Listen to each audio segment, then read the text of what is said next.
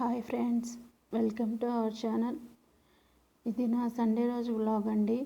నేను ఈరోజు వచ్చేసి మీకు 3 రెసిపీస్ షేర్ చేస్తున్నాను. స్పెషల్ వ్లాగ్ ఇది. సో ఫస్ట్ అయితే మార్నింగ్ బ్రేక్ఫాస్ట్ చేస్తున్నానండి. ఇడ్లీ చేస్తున్నాను. ఇది క్లాత్లో చేస్తున్నానండి. మనకి హోటల్లో చేస్తారు కదా, అలాగా. నాకైతే ఇలా చేస్తే చాలా బాగా అనిపించినాయండి. ఒక 2-3 టైమ్స్ నుంచి ఇలాగే చేస్తున్నాను. నేను మామూలు క్లాత్ ఉంటే ఇంట్లో వైట్ క్లాత్ దాంతో కట్ చేసి చేస్తున్నాను. చాలా స్మూత్గా ఉంటున్నాయండి. మనకి వాష్ చేసుకోవడానికి కూడా చాలా ఈజీగా అనిపిస్తున్నాయి ఈ ప్లేట్లు వచ్చేసి. సో అందుకని నేను అవే ప్రిఫర్ చేస్తున్నాను. వీటిని యాక్చువల్గా స్టిచ్ చేసి యూజ్ చేస్తారు. సో ఇప్పుడు నాకు అంత అవైలబుల్ లేదు కాబట్టి నేను నార్మల్గానే పెట్టేస్తున్నాను. చాలా స్మూత్గా, చాలా పల్చగా, చాలా బాగుంటున్నాయండి. ఇట్లా అన్నిటికీ ఇడ్లీలు మొత్తం పెట్టేసుకొని ఫోల్డ్ చేసేసుకొని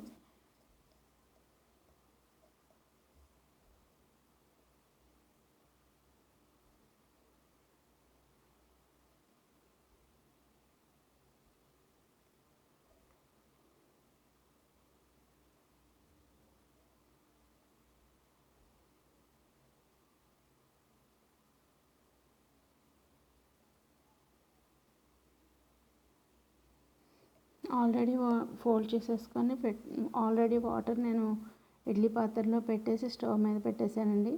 అవి ఆల్రెడీ బాయిల్ అయిపోయాయి. సో 1 by 1 ప్లేట్స్ అన్నీ పెట్టేసుకొని ఒక 5 minutes హై ఫ్లేమ్లో పెట్టుకుందాము.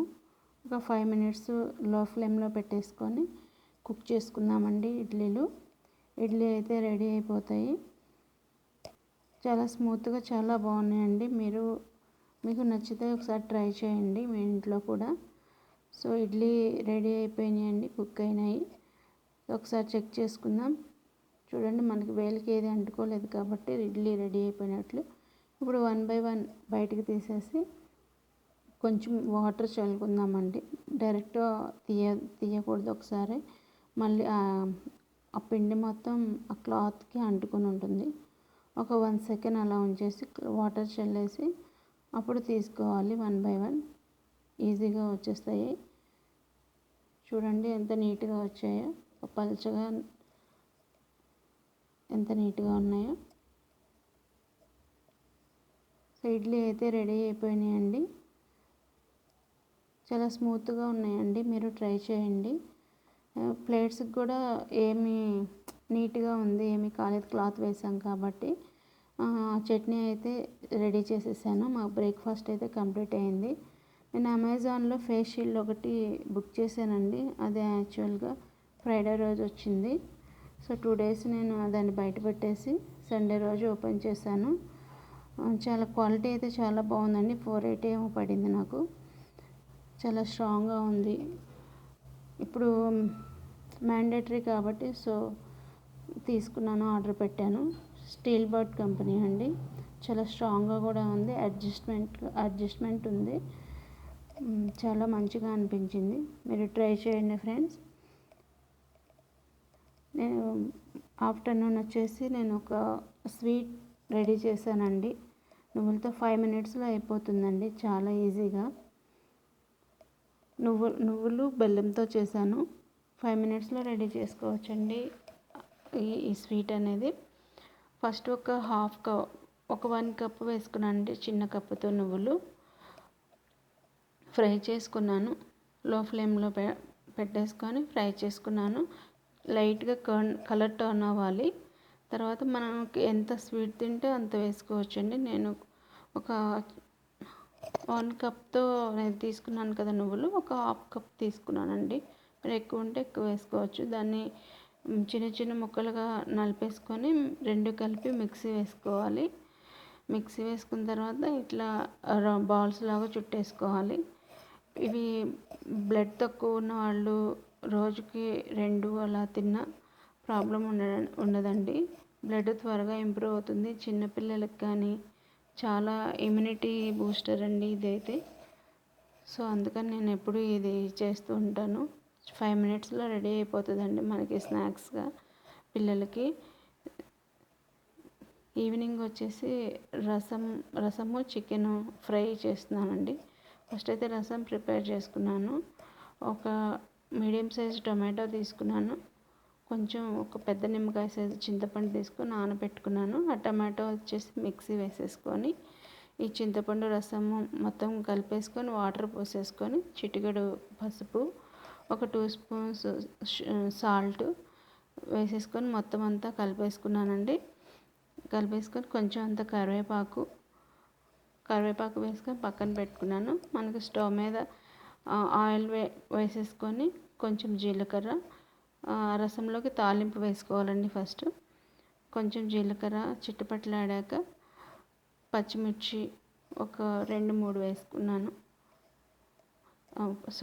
వెల్లుల్లి వేసుకున్నానండి. కొంచెం చితక్కొట్టేసి ఒక 5-6 రెబ్బలు వేసుకున్నాను. కొంచెం అవి ఫ్రై అయ్యాక ఎండుమిర్చి వేసుకున్నాను.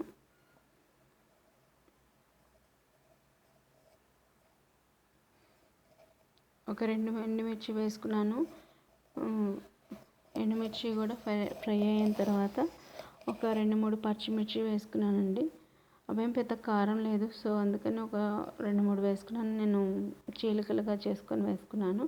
అవి కూడా ఫ్రై అయ్యాక కొంచెం అంత కరివేపాకు వేసుకున్నాను అండి. రసంలో ఎక్కువ కరివేపాకు ఉంటేనే బాగుంటుందండి టేస్ట్గా. కరివేపాకు కొత్తిమీర కూడా వేసేసుకొని ఆ తాలింపుని మనం కలిపి పెట్టుకున్న రసంలో పోసేసుకోవాలి. ఇప్పుడు రసంలోకి పౌడర్ చేసుకోవాలండి. నేను అప్పటికప్పుడే చేస్తాను.